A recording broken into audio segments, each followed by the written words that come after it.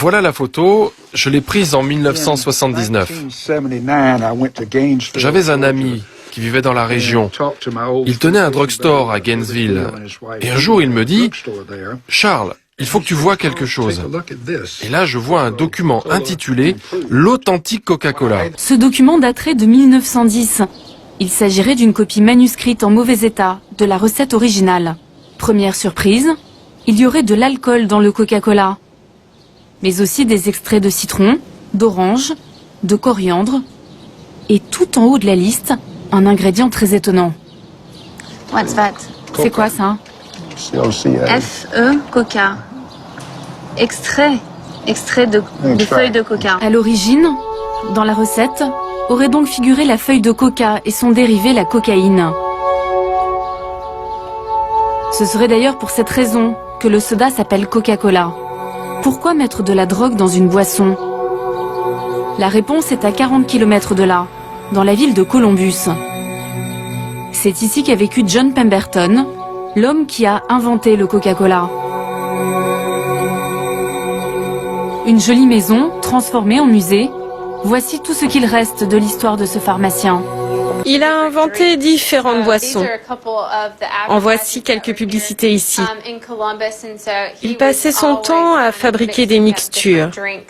À l'époque, les gens pensaient que les sodas soignaient toutes sortes de maladies.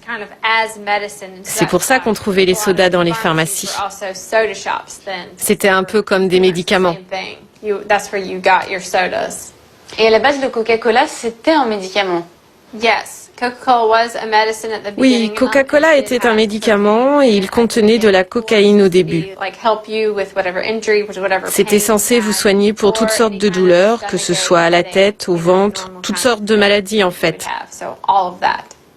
Mais pourquoi Pemberton a mis de la cocaïne dans le Coca-Cola? Suite à ses blessures durant la guerre de sécession, il est devenu accro à la morphine. Et il est devenu ensuite dépendant à d'autres produits un peu moins dangereux que la morphine.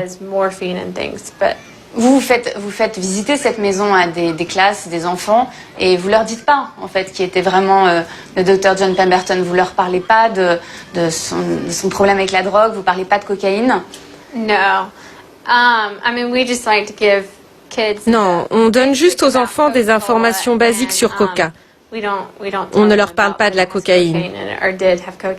On préfère leur donner une image plus idéalisée de la cocaïne. Enfin, pardon, du Coca. Ces ouvriers fabriquent le soda pour des millions d'Américains. Ils ne connaissent pas la recette, ils mélangent seulement le sirop de cola avec de l'eau, avant de le mettre en bouteille. On reçoit le sirop dans des gros barils. Il y a une grille tout autour et un autocollant indiquant que c'est dangereux. J'ai vu un de ces barils s'ouvrir. Le produit a littéralement bouffé la peinture au sol. Ça l'a enlevé. En fait, c'est de l'acide très puissant. Les gens chargés de nettoyer ne pouvaient pas toucher ce truc avec les mains. Mais normalement, c'est juste du sucre et des arômes naturels. Non, non, non. J'aimerais que ce soit ça. Mais ce n'est pas le cas.